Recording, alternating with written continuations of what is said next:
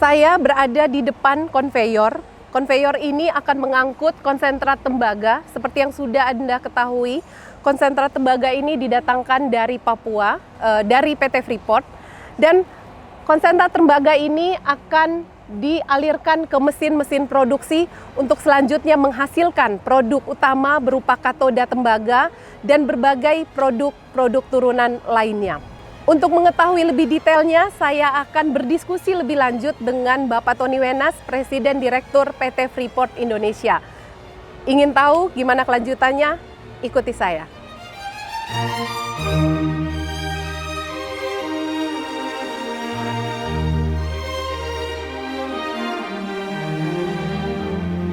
Halo Pak Tony. Halo. Terima Maria. kasih loh Pak. Terima kasih hari ini tim Bisnis Indonesia diperkenankan untuk melihat langsung smelter milik PT FI. Dan kebetulan pada hari ini Jumat 21 Juni ini ada sebuah momentum yang langka sekali karena pada hari ini kapal yang mengangkut konsentrat tembaga dari Papua merapat di pelabuhan untuk pertama kalinya. Pertama kali. Jadi ini berarti proses produksi di sini akan segera dimulai? Akan segera dimulai. Proses operasi dulu dimulai, baru setelah itu produksi. Produksi, oke. Nah, jadi boleh nih Pak diceritakan di lokasi di mana kita berada sekarang ini? Bisa spill sedikit Pak? Jadi lokasi sekarang ini tuh ada di Kecamatan Manyar, Kabupaten Gresik, di kawasan industri JP, yang merupakan juga kawasan ekonomi khusus Gresik. Gresik, oke. Dan disinilah ada smelter kita yang sudah selesai, seluas 100 hektar.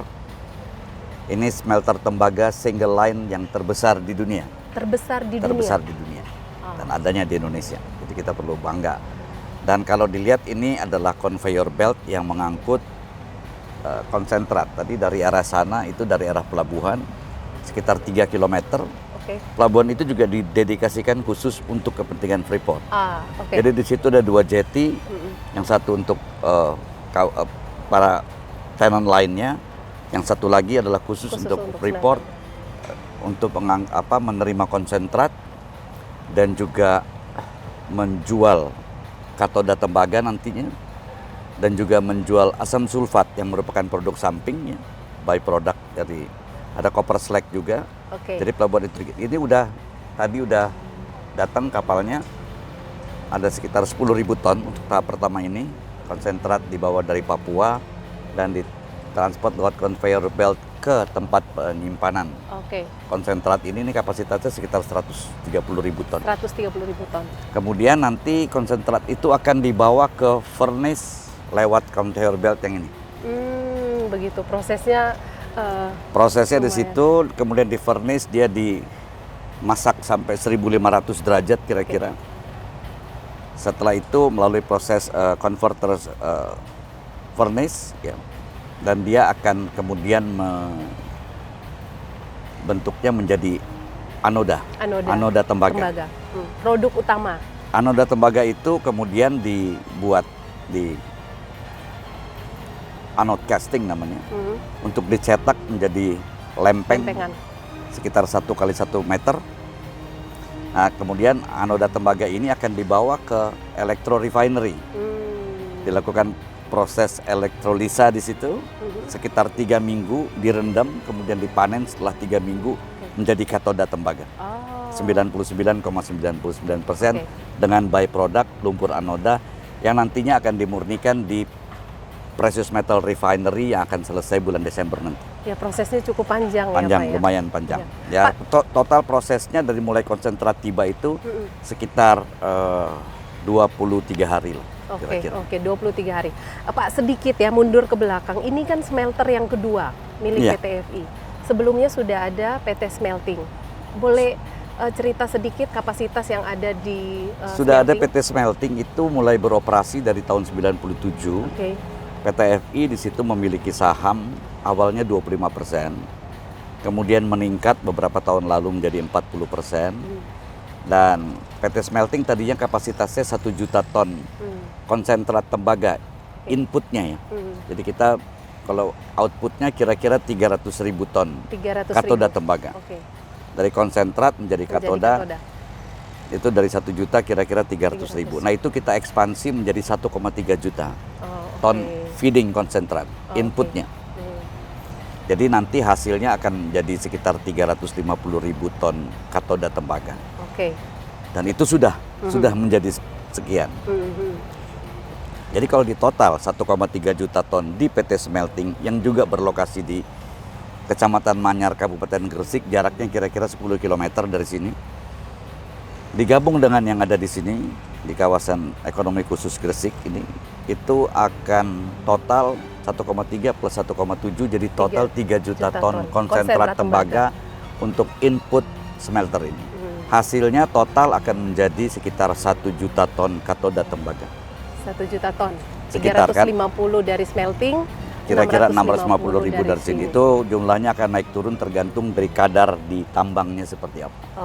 Kalau kadarnya lebih tinggi, ini metalnya akan naik. Tapi kalau kadarnya kebetulan menambang di daerah yang kandungannya kadarnya lebih rendah, ya hasil metalnya akan lebih rendah. Tapi range-nya nggak terlalu jauh. Ya, ini udah jadi bakal jadi 1 juta ton ya katoda tembaga. Nah kalau lihat pasar katoda tembaga sendiri seperti apa Pak? Kalau pasar katoda tembaga dunia tentu saja sangat menjanjikan. Pasar katoda tembaga itu sekarang, tembaga itu kan digunakan 70% kira-kira untuk mengantar listrik. Di dunia ini 70% untuk mengantar listrik. Dan dunia sedang berlomba-lomba untuk membuat energy transition, membangun renewable energy power plant, sehingga membutuhkan tembaga banyak sekali. Sementara tidak ada sizable copper mine yang in the pipeline dalam 10 tahun ke depan. Jadi permintaan akan tembaga itu akan menjadi lumayan tinggi mulai dari tahun depan dan beberapa tahun ke depan. Beberapa analis itu memprediksikan bahwa memang pertumbuhannya atau permintaannya akan naik terus. Sedangkan untuk Indonesia, sekarang PT Smelting kan udah berproduksi kira-kira 350.000 ton katoda tembaga. Itu separuhnya masih diekspor. Jadi masih diserap hanya separuhnya di dalam negeri. Nah kalau lihat 1 juta ton dengan kondisi saat ini, kondisi yang akan datang setelah ini beroperasi, Indonesia ada di posisi keberapa Pak kalau lihat di dunia? Kalau dengan kita beroperasi atau memproduksi 1 juta ton katoda tembaga, kalau kemudian kita digabung sama Aman Mineral ya, yang barangkali mungkin akan bisa memproduksi sekitar 500.000, 400 atau 500.000. Jadi total dari dua perusahaan ini bisa 1,5 juta ton katoda tembaga. Produsen katoda tembaga terbesar di dunia masih Cina dengan 12 juta ton per tahun. Yang kedua adalah Chile dengan 2 juta ton per tahun. Yang ketiga adalah Kongo dengan 1,9 juta. Yang keempat adalah Jepang dengan 1,5 juta. Dan kita akan bisa mengalahkan Jepang dengan 1,5 juta. Jadi kita akan menjadi nomor 4 terbesar di dunia produsen katoda tembaga dari konsentrat tembaga. Menarik ya Pak ya, kalau lihat potensinya luar biasa. Potensi luar biasa dan peluangnya juga besar. Dan ini adalah momentum yang tepat sebenarnya untuk, apalagi kalau misalnya industri yang lebih hilir lagi yang membutuhkan tembaga itu akan dibangun di dalam negeri sini, tentu akan lebih baik lagi. Pak, sedikit nih, kalau kita lihat kan sebenarnya bicara penghiliran, PT Freeport Indonesia ini sebenarnya juga sudah menciptakan nilai tambah sampai 95% kalau tidak salah ya Pak ya? Di upstreamnya ya. Jadi di upstreamnya dari mulai menambang biji sampai dengan produksi konsentrat tembaga itu nilai tambahnya sudah 95%. Ya Pak, kita boleh lihat-lihat ke sini dikit Pak, ini.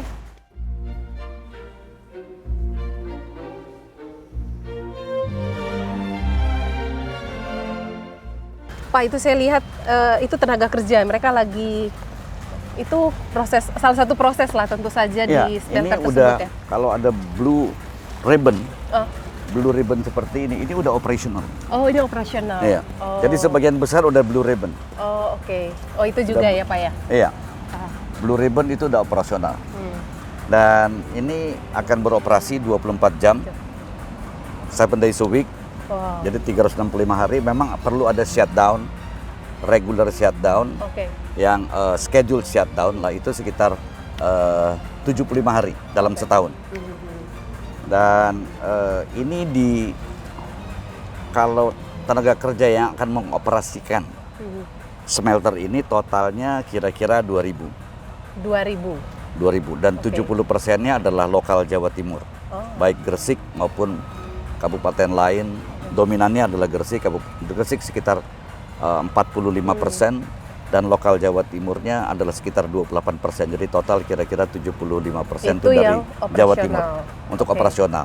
Untuk konstruksinya, ini kan kita konstruksinya dalam waktu 6 tahun ya. 5 tahun plus 1 tahun lagi. Jadi total tenaga kerja kumulatif itu 40.000. Wow, 40.000. 40.000 total tenaga kerja kumulatif. Kan proyeknya kan ada yang udah selesai, kemudian mereka selesai pergi berganti. Tapi kumulatifnya 40.000. Peaknya tuh bisa sekitar 25.000. 25.000. Oh, jadi kita bisa bayangkan betapa smelter ini juga menyerap tenaga kerja sampai 40.000, terutama pada masa-masa pandemi kemarin ya. Iya.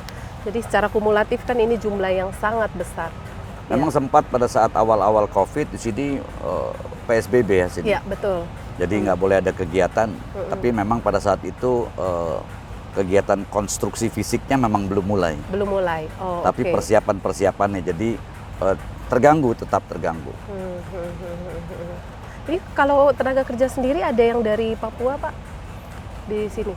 Jadi memang kebijakan kita adalah localized lah ya. Localized Yang di Papua kita utamakan di Papua. dari Papua, yang di Jawa Timur kita utamakan dari Jawa Timur. Jadi Iya. stakeholders utamanya itu. Tapi kita juga tetap saja akan ada cross training lah. Jadi rekan-rekan karyawan dari Papua juga akan kita lakukan training di sini. Begitu juga sebaliknya. Oh, Yang dari lokal sini kemudian kita juga cross training di sana supaya mengetahui upstreamnya seperti apa. Yang dari Papua juga bisa tahu downstreamnya seperti apa sih ini. Jadi itu menjadi, that's why it's important to have an integrated upstream dan mainstream. Downstream. Oke. Ya, Pak, kalau kita lihat, kalau bicara soal sinergi yang terjadi nih, ini pasti smelter ini juga wujud nyata dari adanya sinergi dengan pengusaha nasional, boleh dibilang. Jadi ada 2 tahapan, Oke. tahapan konstruksi dan kemudian tahapan operasi. Oke.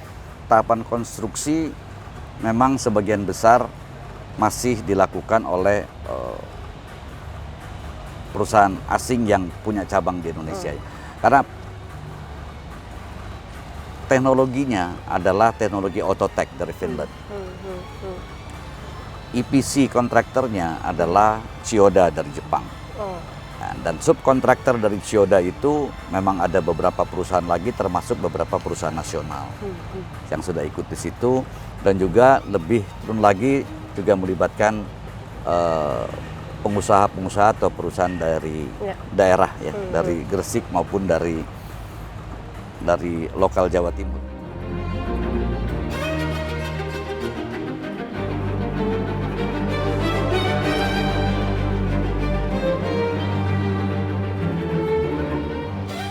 Iya, saya bekerja di proyek Manyar ini sejak 4 Januari 2023. Jadi saya dalam tim operasi, saya termasuk cukup di awal. Saya juga ikut berkontribusi untuk membangun dalam perekrutan pegawai dan membangun tim proses engineer di sini. Oke, saya lulus dari Fakultas Teknik Universitas Gadjah Mada. Saya sudah 15 tahun bekerja di industri, ada di industri oil and gas, petrochemical, dan terakhir saya bekerja di sini di smelter. Betul, saya putra daerah, bisa dikatakan saya putra daerah dari Gresik. Banyak, sekitar 90% yang dari 600 karyawan, total karyawan PT Freeport dari Jawa Timur, entah itu ring 1, ring 2, atau ring 3. Makna kehadiran smelter Manyar ya, saat ini kebetulan baru ada 4 fasilitas pengolahan tembaga di Indonesia. Dan Manyar ini merupakan fasilitas pengolahan tembaga terbesar single line di dunia. Sebenarnya hampir mayoritas perusahaan atau subkontraktor yang bekerja di sini adalah perusahaan lokal. Jadi ada BUMN dan juga perusahaan-perusahaan lokal skala Gresik atau skala Indonesia yang mendukung konstruksi dari smelter tersebut. Sehingga bila nanti ke depannya ada ekspansi atau ada pembukaan smelter baru, cukup confident dengan pengalaman yang kita dapatkan di sini, kita bisa terapkan lagi di kemudian hari. Harapan saya safety itu menjadi nomor satu ya, dan ini juga selaras dengan nilai Freeport. Freeport ini memiliki nilai yang namanya disingkat sincere atau kesungguhan ya. S-nya itu yang pertama adalah safety. Perihal safety itu selalu menjadi concern kami di sini, baik itu dalam fase konstruksi oleh Chiyoda ataupun sekarang fase commissioning oleh Freeport sendiri. Dan besar harapan saya, kita tidak akan mengulang kecelakaan-kecelakaan yang sudah terjadi di smelter lain di Indonesia.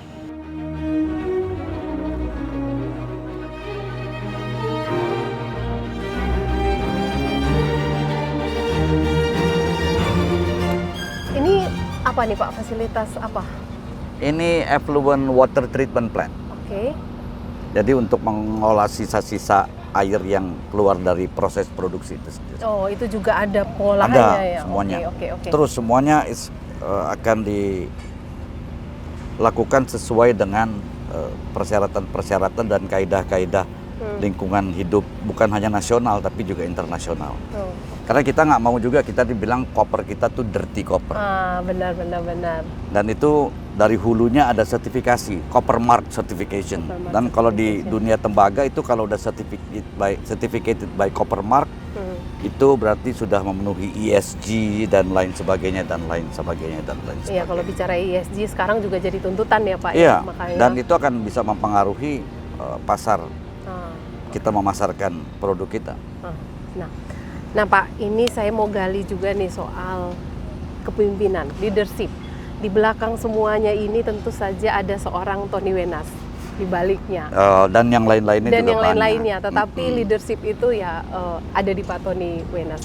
Bisa Pak Tony ceritakan bagaimana ya proses Pak Tony di PT FI ini tentu saja panjang sekali, mulai dari divestasi sampai sekarang urusan smelter. Lumayan panjang dan lumayan tantangannya banyak, challenging. Tapi ya kita syukuri aja lah setiap hari.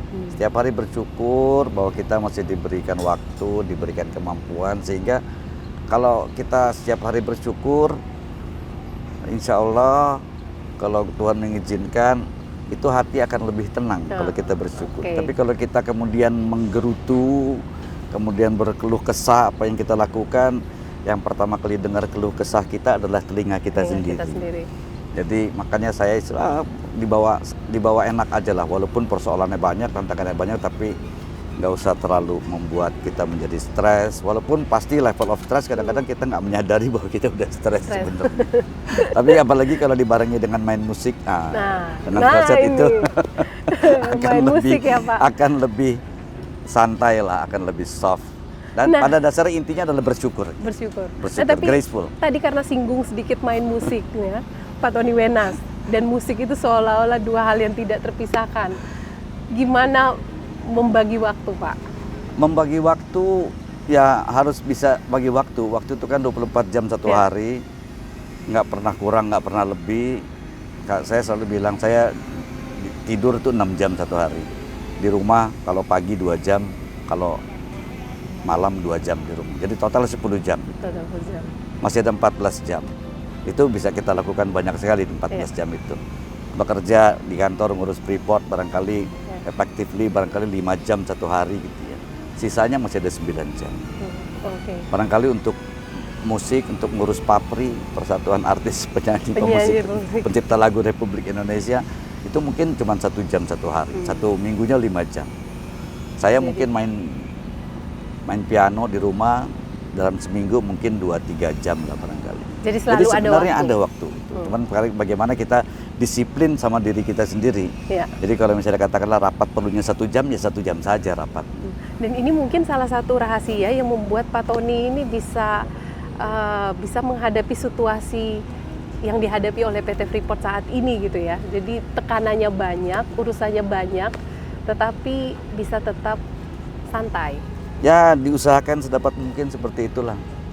Ibaratnya saya juga punya tim yang hebat-hebat di PT FI ya, baik tim operation maupun tim support yang betul-betul saya bisa bilang bahwa the best team that PT FI have itu sangat membantu, sehingga kita selalu mengatakan bahwa kita ini adalah keluarga besar Freeport. Jadi kita seperti keluarga besar yang bahagia lah. One big happy family. One big happy Dan family. itu kita praktekkan, bukan hanya kita katakan, we walk the talk ya.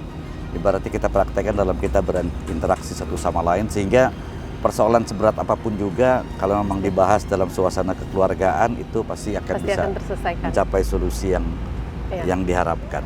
Nah, ada filosofi khusus yang memang Pak Tony pegang dalam hidup? Filosofi khususnya adalah apapun yang kita lakukan dengan disiplin, fokus, jujur, dan tulus. Ini yang tulus ini yang mungkin absurd kedengarannya. Tapi tulus itu maksudnya adalah kita melakukan pekerjaan atau tugas itu adalah demi kepentingan pekerjaan atau tugas itu sendiri. Bukan supaya kita mendapatkan satu reward, bukan supaya kita mendapatkan apresiasi, tapi enggak, untuk kepentingan penyelesaian tugas itu sendiri. Ya Pak, kalau mungkin ini pertanyaan terakhir, kalau dilihat periode yang cukup panjang Pak Tony berada di PT Freeport, manakah yang paling challenging ketika mengurus apa Pak? Ya, yang paling challenging adalah saat kita kemudian bernegosiasi dengan pemerintah di tahun 2017-2018 ya. Terkait. Yang akhirnya terjadi kesepakatan, terjadi satu deal, semuanya happy. Kita bilangnya itu a triple win ya. Win untuk pemerintah, win untuk Freeport, win juga untuk masyarakat. Jadi triple win, semuanya happy. Pemerintah dapat 51%, di dalamnya ada pemerintah daerah 10%, penerimaan daerah meningkat, penerimaan negara meningkat, Freeport juga senang mendapatkan partner pemerintah, dan terbukti setelah 6 tahun, ini kan sudah 6 tahun berjalan ya, 6 tahun ternyata memang bisa dicapai pencapaian-pencapaian sesuai dengan target, bahkan lebih dari target, apalagi dibantu dengan harga-harga yang membaik, tentu saja memberikan manfaat yang jauh lebih besar kepada seluruh stakeholders, khususnya dalam hal ini kepada pemerintah ya. Urusan perpanjangan itu menjadi salah satu tantangan tersendiri? Kalau urusan perpanjangan itu kan memang adalah benefit bagi semuanya kalau itu diperpanjang. Kenapa? Kalau kita selesai 2041, maka semuanya selesai. Employment 30.000 orang selesai, Community Development Program kita yang jumlahnya $100 juta per tahun selesai, penerimaan negara yang sekitar 50-60 triliun per tahun juga selesai, penerimaan daerah yang sekitar 10 triliun juga selesai. Tapi kalau itu diperpanjang, maka ini semuanya akan ikut diperpanjang, yaitu penerimaan negara. Jadi benefit untuk semua pihak. Betul.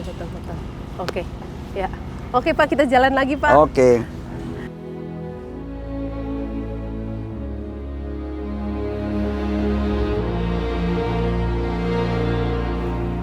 Jadi sekarang ini kita sudah ada di control room ya namanya Control Pak ya? room seluruh operasional. Nah, kalau tadi kita udah jalan-jalan, udah lihat kondisi di luar, udah ada di beberapa titik di mana ada operasional di luar. Nah, semua kegiatan operasional itu dikendalikan dari control room. Dari control room. Nah, dan semuanya terintegrasi satu sama lain. Oke, jadi Pak Tony bisa cerita mungkin tentang control room ini? Jadi kan tadi kita udah lihat ada beberapa fungsi, mulai dari unloading ya, dan ship loader itu kemudian melalui conveyor belt, kemudian kita tadi lewat juga di silver burner, ada juga tadi kita nggak lewat langsung tapi ada desalination plant, ada kemudian anode casting, ada furnace, ada electro refinery, itu semua. Oxygen plant, itu semua kegiatan termasuk listrik juga, semua kegiatan itu dikontrol dari sini. Jadi semuanya terintegrasi. Kalau katakanlah misalnya air itu sudah dibutuhkan berapa banyak, berapa liter dia dibutuhkan untuk pabrik sini, itu akan dikontrol, dibuka dari sini semuanya. Oke. Jadi itu baru salah satu contoh air. Begitu juga pemakaian listrik ya. Pemakaian listriknya udah mencapai sekian ribu atau sekian megawatt, itu semuanya terkontrol dari sini. Jadi ini ruang yang sangat vital. Iya, disinilah semuanya diatur. Otaknya tuh ada di sini. Otaknya ada di sini. Ini kalau saya lihat kan sekitar 30-an orang lah ya. Iya. Ini mengcover semua aktivitas yang terjadi di sini. Semua aktivitas itu. Oke. Termasuk juga aktivitas support semuanya tercover di sini. Jadi ini akan run 24/7. 24/7. Oh, oke. Oke, kita boleh lihat-lihat sedikit ya Pak ya? Silakan. Ini bisa lihat sini. Ada copper electrode refinery, anode furnace. Oke. Ya, ada converting furnace, ada smelter furnace, ada acid storage, ada acid plant, ada desalination, sewage water, semuanya ada di sini. Semuanya ada di sini. Nah, Pak Tony, ini kita udah jalan-jalan, udah banyak melihat apa yang terjadi di sini. Karena aktivitas dari smelter milik PT FI ini kan banyak ditunggu. Ya, ini proyek yang boleh dibilang sangat vital juga, ditunggu oleh pemerintah karena ini juga bukti komitmen dari PT FI terkait dengan penghiliran. Nah, kira-kira ke depan apa yang diharapkan oleh Pak Tony sebagai Presiden Direktur PT FI? Pertama tentu saja kami mengharapkan bahwa kami bisa kemudian memproduksi katoda tembaga, emas batangan, perak batangan secara aman dan berkelanjutan untuk dapat memenuhi atau menjadi bagian lah dari proses ekosistem electric vehicle di Indonesia dan juga untuk menyediakan bahan baku bagi industri lanjutannya yang membutuhkan metal-metal tersebut.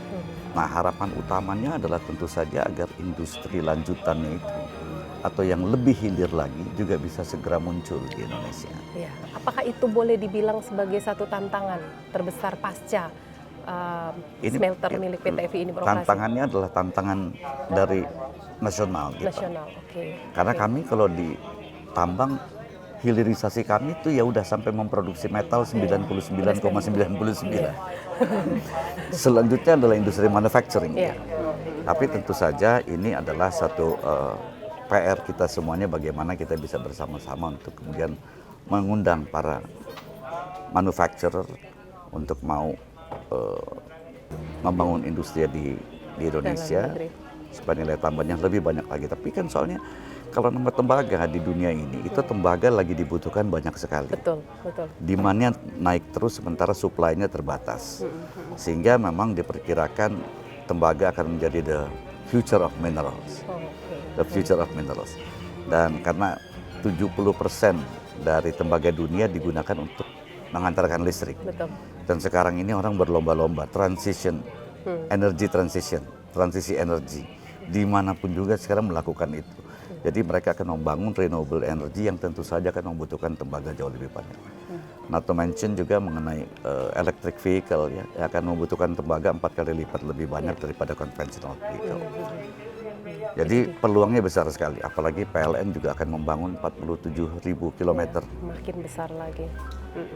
transmission line. Tentu saja ini akan membuat tembaga itu menjadi sangat dibutuhkan. Tapi ya sebaiknya industrinya ada di sini atau enggak industri mediumnya ada di sini. Ada di sini, ya. Mungkin satu lagi Pak, ini yang terakhir ya. Kalau kita lihat bicara PT FI dari downstream sampai sekarang upstream sudah lengkap dari semua upstream kan? ke downstream. Ini udah lengkap semua, komplit sudah lengkap, gitu terintegrasi. ya. Iya, jadi ya kita kalau bayangkan di PT FI sana ada biji tembaga, ini di sini akan keluar produk-produk turunan yang jauh lebih boleh dibilang lebih jauh lagi lah ya, lebih hilir lagi boleh dibilang seperti itu. Nah, ini akan mengukuhkan PT FI sebagai mining integrated. Yang covering upstream sampai downstream. Nah, kira-kira apa yang akan dilakukan setelah ini, Pak? Kalau dari segi hilirisasi kami inilah ujungnya. Jadi integrated mining itulah betul-betul dari hulu sampai hilir tadi. Dan tentu saja ini memenuhi komitmen kita terhadap pemerintah dan juga memenuhi apa yang dipersyaratkan oleh dalam IUPK kita.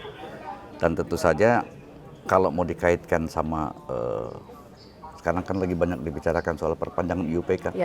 Kalau dalam PP-nya memang disebutkan kalau punya upstream dan downstream integrated itu bisa diperpanjang setiap 10 tahun sampai dengan cadangannya berakhir. Nah, boleh spill sedikit Pak, kalau menurut aturan itu pemenuhan syarat itu harus tercapai di tahun berapa atau di rentang? Nggak ada syarat tahun ya, tapi kami di dalam IUPK kita harus menyelesaikan smelter ini adalah paling lambat Desember 2024 ini. Tadinya kan Desember 2023, 5 tahun setelah IUPK diterbitkan. Tapi kan ada COVID 1 tahun. Jadi akhirnya jadi di Desember 2024. Oke, jadi ya semoga saja ini juga kemudian dilihat sebagai salah satu pemenuhan Iya, syarat dan untuk Desember mendapatkan 2024 itu adalah kapasitas penuh kapasitas produksi. penuh. Betul. Tapi kalau mulai operasi akan mulai dalam mungkin beberapa hari ke depan. Beberapa hari ke depan. Betul, hebat ya, saya juga lihat di sini terjadi. Ini concentrate receiving tadi Ya. mungkin udah lihat bahwa konsentrat pertama dari job site Dari atau job dari Tembagapura sudah tiba di sini. tadi subuh. Iya, tadi. Oke. Ini concentrate receiving, ini copper concentrate storage. Oke. Ya. Oke, Pak Tony, terima kasih banyak. Terima kasih, Maria. Saya sudah jalan-jalan, sudah melihat semuanya, aktivitas-aktivitas kunci, termasuk juga melihat ruang kontrol, ruang kendali. Saya jadi tahu nih ternyata di sini memegang peran kunci sekali, ini vital sekali di sini. Terima kasih banyak sekali lagi waktu Terima dan kasih kesempatannya. sama-sama sudah meliput semuanya di sini, Maria. Terima kasih. Salam dan buat teman-teman bisnis Indonesia. ya, terima kasih Semoga Pak, dan bisnis Indonesia terus menyuarakan berita-berita bisnis yang benar dan baik, Ya. sehingga dapat mendorong investasi dan pertumbuhan ekonomi. amin. Indonesia. Terima kasih Pak.